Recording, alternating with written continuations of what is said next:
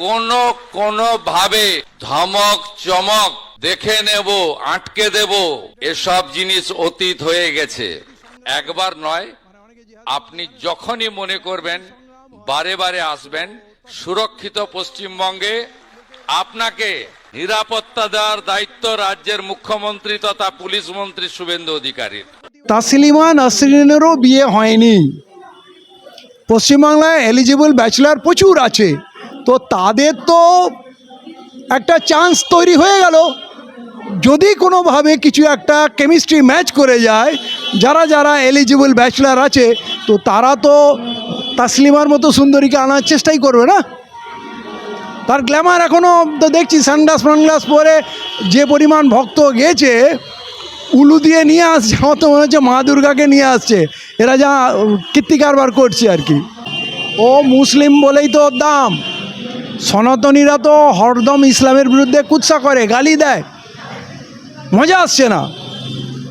মুসলিম দেয় বলে তার এত দাম। তার নাম যেহেতু, ও তো মুসলিম না, তার নামটা মুসলিম, তাই এত তার দাম, তাই কামাল হোসেনের এত দাম, তাই মাসুম আক্তারের এত দাম। কোনো মুসলমান যদি মাদ্রাসার বিরুদ্ধে বলে, কোরআনের বিরুদ্ধে বলে, ইসলামের বিরুদ্ধে বলে, তাকে এরা পারলে অস্কার, ভারতরত্ন সব দিয়ে দেবে। তাহলে সরকার কি করছে? সরকার কি তাহলে ওই ছাত্রদের পিছনে পড়ে গেছিল, আর কখন আতঙ্কবাদীরা দেশে ঢুকে গেলো সরকার জানতে পারলো না? এবং আগেই যে এই তথ্যটা প্রেস কনফারেন্স করে দিয়ে দেওয়া হলো যে মুখ্যমন্ত্রী খুনের চক্রান্ত হয়েছে বা চেষ্টা করছে, খুন করার জন্য এসছে, এইটা কি করে রিভিল হলো? এই স্টেটমেন্টটা পাবলিক করে দিলে কি হবে? পাবলিকও আতঙ্কিত হয়ে যাচ্ছে যে তাহলে মুখ্যমন্ত্রী যদি সুরক্ষিত না হয় এই রাজ্যে বা এই দেশে, তাহলে আমরা সুরক্ষিত কতটুকু? তো আমার মনে হয় এইটার প্রপার ইনভেস্টিগেশন হওয়া উচিত। একদম পাকিস্তানের সন্ত্রাসবাদী বর্ডার টপকে এখানে চলে এলো, এত কিছু করে ফেললো, আমার দেশের ইন্টেলিজেন্স কী করছিল? এবং যেমন এই শুভেন্দু অধিকারীর 4টে আত্মসহায়ক খুন হয়ে গেছে, তার এখনও কিনারা হয়নি। এবারে আমার মুখ্যমন্ত্রীও যদি খুন হয়ে যায়, তাও কি আমরা কিনারা করতে পারবো না? তাকে কি আমরা বাঁচাতে পারবো না? আমরা কিন্তু মুখ্যমন্ত্রীর জন্য খুব শঙ্কিত, মানে শুভেন্দু অধিকারীর জন্য শঙ্কিত নয়, কিন্তু আমি মুখ্যমন্ত্রীর জন্যে শঙ্কিত। আমার রাজ্যের মুখ্যমন্ত্রী যদি সুরক্ষিত না থাকে, তাহলে আমাদের কি হবে? না, এইটা আমি বলবো না। যে কেউ যদি মুখ্যমন্ত্রীকে হত্যা করতে চায়, হ্যাঁ, তাহলে সেইটা চিন্তার বিষয়, চর্চা তো হবেই। কিন্তু দেখা গেছে যখন যখন সন্ত্রাসবাদের নামে মুসলমানদের ধরা হয়, 5 বছর, 10 বছর, 12 বছর, এমনকি 18 বছর পরও দেখেছি সব বেকসুর খালাস হয়ে যায়, মানে সবগুলো ভুয়ো তথ্য দিয়ে ভরা। যেমন 2 জন সন্ত্রাসবাদী এখন উল্লেখযোগ্য জেলে রয়েছে, একটা উমর খালিদ, একটা শারজিল ইমাম। তো এই লোকটাও হয়তো উমর খালিদ বা শারজিল ইমামের মতোই হয়তো সন্ত্রাসবাদী হবে। হয়তো দেখা যাবে একটা সময়ের পর এ বেকসুর খালাস হবে। তাই বিচার কমপ্লিট না হওয়া পর্যন্ত কাউকে সন্ত্রাসবাদী বলে দেওয়াটা আমার মনে হয় ঠিক হবে না। তথ্য প্রমাণ সহ সেটা উপস্থাপনা করা হোক, কিন্তু এই ঘটনাটা পাবলিসিটি দিলে মানুষ আতঙ্কিত হচ্ছে।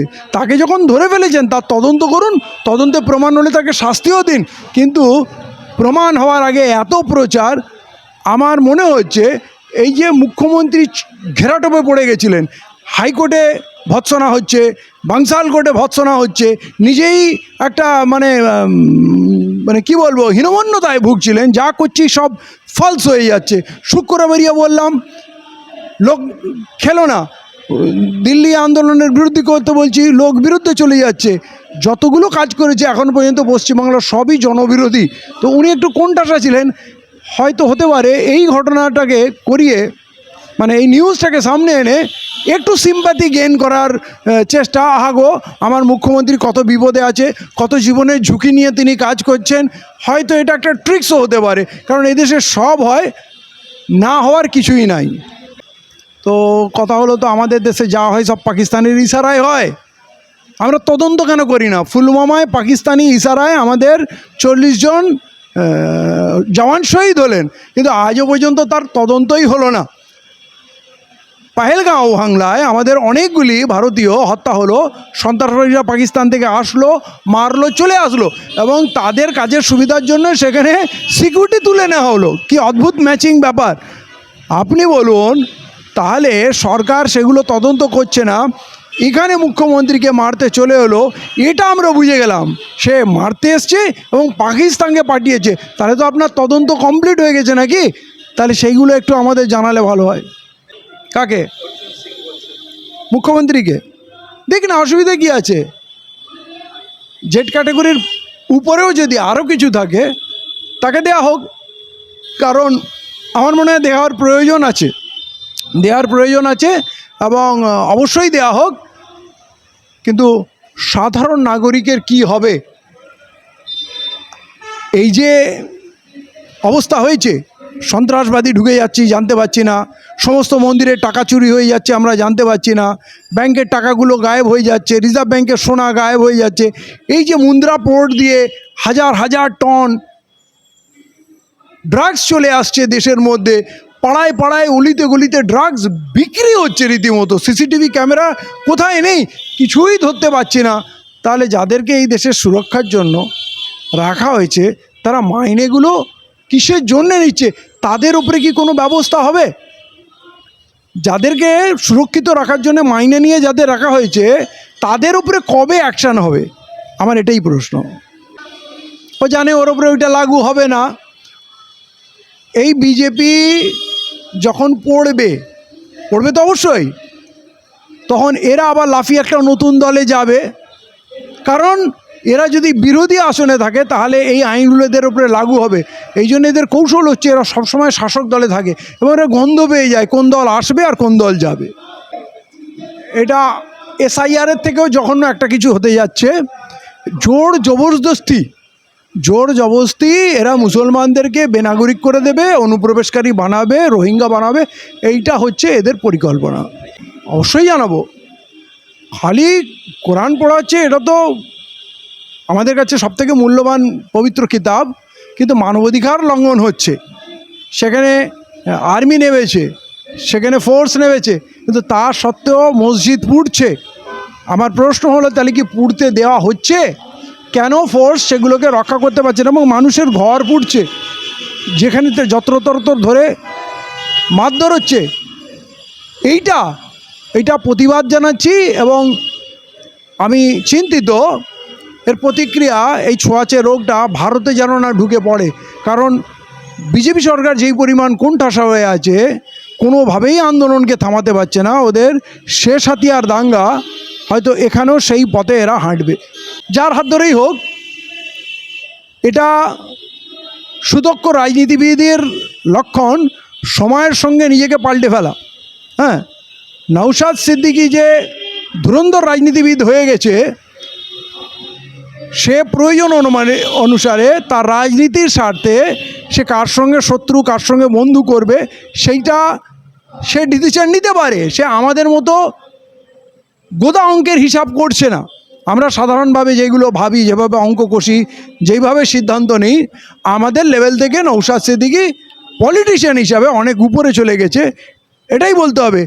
মরণপণ জীবনপণ লড়াই ছিল তৃণমূলের বিরুদ্ধে, সেই তৃণমূলের সঙ্গে অ্যাডজাস্ট হয়ে যাওয়া এটা বড় রাজনৈতিক নেতৃত্বের একটা লক্ষণ। যখন তিনি রীতিমতো লড়ছিলেন সেই সময় নবান্নে একান্ত মিটিংও করেছেন। এই ফ্লেক্সিবিলিটি এবং এই ডাইনামিক ক্যারেক্টার আমার মনে হয় রাজনীতির উন্নতি দিকে আরও উন্নত স্তরে চলে যাওয়ার জন্য খুব প্রয়োজন। সেটা তার স্বাধীনতা, সে যেতেই পারে, কিন্তু গুন্ডাদমন আইনে তাদের যে ফাঁসানো হয়েছিল তার মুক্তির মূল কারণ সিজেপির ককরোচ জনতা পার্টির চাপে, কিন্তু হুমকিতে তাদেরকে ছাড়া হয়েছে। এবং দ্বিতীয়ত কি, রাষ্ট্রপতি সই বা গভর্নরের সই করে ওই বিল এখনও কিন্তু ক্লিয়ার হয়নি যে লাগু করবে। এটা জোর জবরদস্তি করে লাগু করছিল। হয়তো এই বিল পাস হয়ে যাওয়ার পর আগামী দিনে আরও অনেক লোকের উপরে লাগু হবে। হ্যাঁ, অতএব নওশাদ সিদ্দিকী সেখানে গেছে, দাঁড়িয়েছে, প্রতিবাদ করেছে, এটা নিশ্চয়ই ভালো কথা, কিন্তু কে কার দলে যাবে এটা তার ব্যক্তিগত স্বাধীনতা। দেখেন, শুভেন্দু অধিকারী মুখ্যমন্ত্রী যদি নওশাদের প্রশংসা করে বিধানসভার মধ্যে বা যে কোনো জায়গায়, এতে নওশাদ কি করতে পারে? নওশাদ তো আর এইটা প্রতিবাদ করতে পারে না যে আপনি আমার প্রশংসা করবেন না, মানুষ আমাকে ভুল বুঝছে, এটা কি বলা সম্ভব? এটা হয়তো শুভেন্দু অধিকারী ওকে বিপদে ফেলে দিচ্ছে, যেমন ডোনাল্ড ট্রাম্প মাঝে মাঝে আমাদের নরেন্দ্র মোদীকে বিপদে ফেলে দেয়। তার থেকে বড় কথা, আপনারা যেটা বলছেন আগে যত প্রতিবাদী ছিল এখন অত প্রতিবাদী নয়, হয়তো এই সবেমাত্র গভর্নমেন্ট এসছে আর একটু মেপে নিচ্ছে, একদম নতুন নতুন এই আক্রমণাত্মক হয়ে গেলে অনেকে ভাবতে পারে যে এই তো সবে এসছে, একটু কাজ করতে দাও, তাই হয়তো দেখে নিচ্ছে। কখন কতটা আক্রমণাত্মক হবে সেটা তো নৌসাদ সিদ্দিকী ঠিক করবে। দেখেন, নরেন্দ্র মোদী এই দেশের সঙ্গে যা করেছে, বাচ্চা বাচ্চা বুঝে গেছে, খিস্তি কেউ এমনি দেয় না, খুব জ্বালায় দেয়। নরেন্দ্র মোদী ক্ষমা করবে কি? নরেন্দ্র মোদী ক্ষমা চাইলেও ক্ষমা পাবে না, এতটাই দেশের সর্বনাশ করেছে। অতএব এইসব নাটক যে তুমি বাচ্চাদের ক্ষমা করে দিলাম, তোমার কাছে ক্ষমা কেউ চেয়েছে নাকি যে তুমি ক্ষমা করে দিলেন? এটা অতি নাটক ভাবছে। আমিও না ওই মিষ্টি মিষ্টি কথা বলে আবার ভুলিয়ে দেবো, বোকা বানিয়ে দেবো, এটা একটা ডিপ্লোমেসির চেষ্টা করছে কানেক্ট করার, যে ওর বাড়ির লোকরা ছেলেপুলেকে বোঝাবে, দেখো একটা বুড়ো মতো লোক, এত বয়স্ক লোক তোমাদের কাছে ক্ষমা চাচ্ছে বা তোমাদের কাছ থেকে নরম হয়ে কথা বলছে, তোমাদের উপরে কেস দেওয়া উচিত না, কোনো রকম শক্ত ব্যবস্থা নেওয়া উচিত না।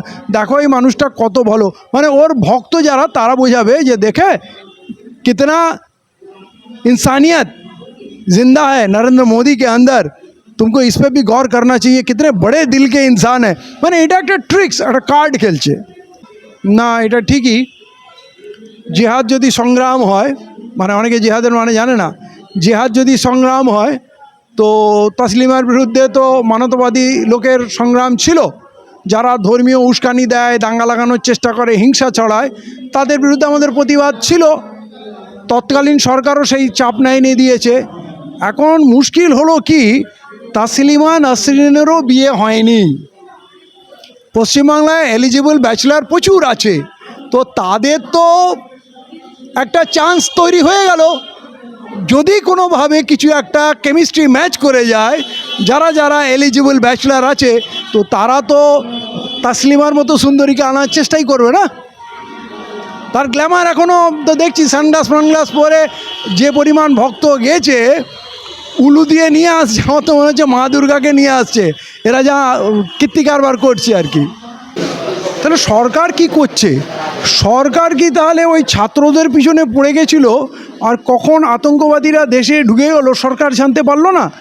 এবং আগেই যে এই তথ্যটা প্রেস কনফারেন্স করে দিয়ে দেওয়া হলো যে মুখ্যমন্ত্রী খুনের চক্রান্ত হয়েছে বা চেষ্টা করছে, খুন করার জন্য এসছে, এইটা কি করে রিভিল হলো? এই স্টেটমেন্টটা পাবলিক করে দিলে কি হবে, পাবলিকও আতঙ্কিত হয়ে যাচ্ছে যে তাহলে মুখ্যমন্ত্রী যদি সুরক্ষিত না হয় এই রাজ্যে বা এই দেশে, তাহলে আমরা সুরক্ষিত কতটুকু? তো আমার মনে হয় এইটার প্রপার ইনভেস্টিগেশন হওয়া উচিত। একদম পাকিস্তানের সন্ত্রাসবাদী বর্ডার টপকে এখানে চলে এলো, এত কিছু করে ফেললো, আমার দেশের ইন্টেলিজেন্স কী করছিল? এবং যেমন এই শুভেন্দু অধিকারীর 4টে আত্মসহায়ক খুন হয়ে গেছে, তার এখনও কিনারা হয়নি। এবারে আমার মুখ্যমন্ত্রীও যদি খুন হয়ে যায়, তাও কি আমরা কিনারা করতে পারবো না? তাকে কি আমরা বাঁচাতে পারবো না? আমরা কিন্তু মুখ্যমন্ত্রীর জন্য খুব শঙ্কিত, মানে শুভেন্দু অধিকারীর জন্য শঙ্কিত নয়, কিন্তু আমি মুখ্যমন্ত্রীর জন্যে শঙ্কিত। আমার রাজ্যের মুখ্যমন্ত্রী যদি সুরক্ষিত না থাকে তাহলে আমাদের কি হবে? না, এইটা আমি বলবো না। যে কেউ যদি মুখ্যমন্ত্রীকে হত্যা করতে চায়, হ্যাঁ, তাহলে সেইটা চিন্তার বিষয়, চর্চা তো হবেই। কিন্তু দেখা গেছে যখন যখন সন্ত্রাসবাদের নামে মুসলমানদের ধরা হয়, 5 বছর, 10 বছর, 12 বছর, এমনকি 18 বছর পরও দেখেছি সব বেকসুর খালাস হয়ে যায়, মানে সবগুলো ভুয়ো তথ্য দিয়ে ভরা। যেমন 2 জন সন্ত্রাসবাদী এখন উল্লেখযোগ্য জেলে রয়েছে, একটা উমর খালিদ, একটা শারজিল ইমাম। তো এই লোকটাও হয়তো উমর খালিদ বা শারজিল ইমামের মতোই হয়তো সন্ত্রাসবাদী হবে, হয়তো দেখা যাবে একটা সময়ের পর এ বেকসুর খালাস হবে। তাই বিচার কমপ্লিট না হওয়া পর্যন্ত কাউকে সন্ত্রাসবাদী বলে দেওয়াটা আমার মনে হয় ঠিক হবে না। তথ্য প্রমাণ সহ সেটা উপস্থাপনা করা হোক, কিন্তু এই ঘটনাটা পাবলিসিটি দিলে মানুষ আতঙ্কিত হচ্ছে। তাকে যখন ধরে ফেলেছেন তার তদন্ত করুন, তদন্তে প্রমাণ হলে তাকে শাস্তিও দিন, কিন্তু প্রমাণ হওয়ার আগে এত প্রচার, আমার মনে হচ্ছে এই যে মুখ্যমন্ত্রী ঘেরাটোপে পড়ে গেছিলেন, হাইকোর্টে ভৎসনা হচ্ছে, বাংশাল কোর্টে ভৎসনা হচ্ছে, নিজেই একটা মানে কি বলবো, হীনমন্যতায় ভুগছিলেন, যা করছি সব ফলস হয়ে যাচ্ছে। শুক্রবার বেরিয়ে বললাম লোক খেলো না, দিল্লি আন্দোলনের বিরুদ্ধে করতে বলছি, লোক বিরুদ্ধে চলে যাচ্ছে। যতগুলো কাজ করেছে এখন পর্যন্ত পশ্চিমবাংলার সবই জনবিরোধী। তো উনি একটু কোণঠাসা ছিলেন, হয়তো হতে পারে এই ঘটনাটাকে করিয়ে, মানে এই নিউজটাকে সামনে এনে একটু সিম্প্যাথি গেইন করার চেষ্টা। আহাগো আমার মুখ্যমন্ত্রী কত বিপদে আছে, কত জীবনের ঝুঁকি নিয়ে তিনি কাজ করছেন, হয়তো এটা একটা ট্রিক্সও হতে পারে, কারণ এদেশে সব হয়, না হওয়ার কিছুই নাই।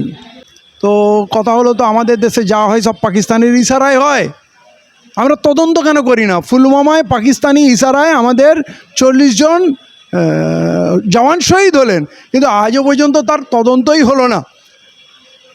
পহেলগাঁও হামলায় আমাদের অনেকগুলি ভারতীয় হত্যা হলো, সন্ত্রাসবাদীরা পাকিস্তান থেকে আসলো, মারলো, চলে আসলো, এবং তাদের কাজের সুবিধার জন্য সেখানে সিকিউরিটি তুলে নেওয়া হলো। কি অদ্ভুত ম্যাচিং ব্যাপার!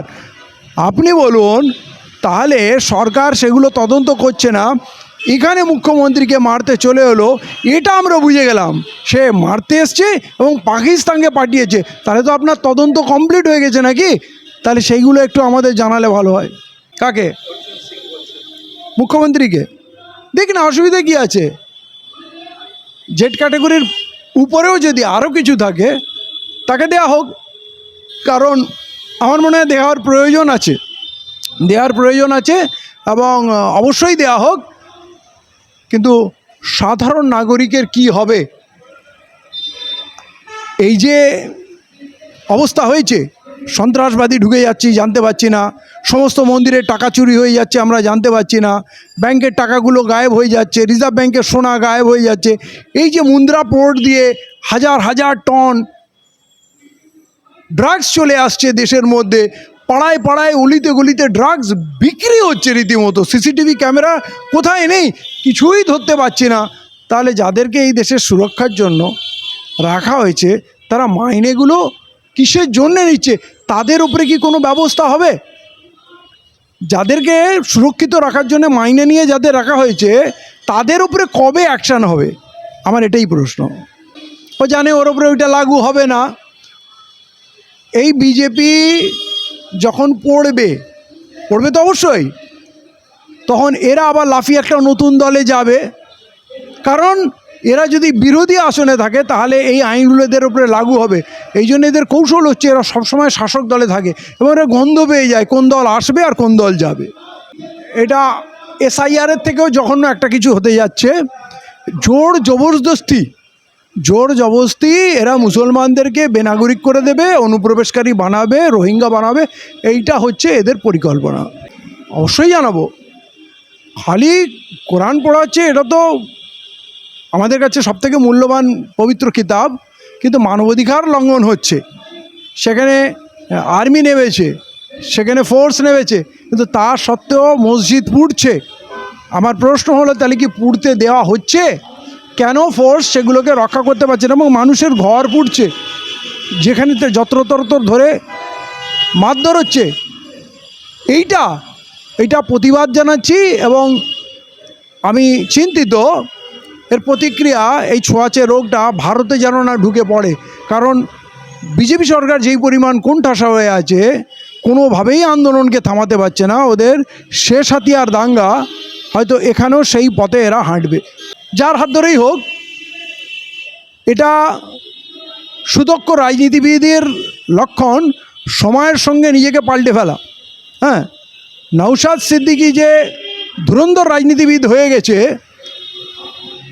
সে প্রয়োজন অনুসারে তার রাজনীতির স্বার্থে সে কার সঙ্গে শত্রু কার সঙ্গে বন্ধু করবে সেইটা সে ডিসিশন নিতে পারে। সে আমাদের মতো গোদা অঙ্কের হিসাব করছে না।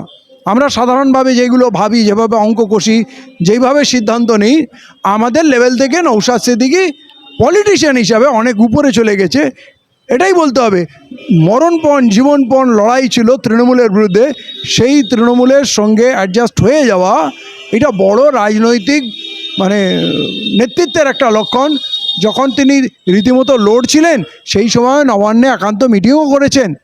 এই ফ্লেক্সিবিলিটি এবং এই ডাইনামিক ক্যারেক্টার আমার মনে হয় রাজনীতির উন্নতি দিকে আরও উন্নত স্তরে চলে যাওয়ার জন্য খুব প্রয়োজন।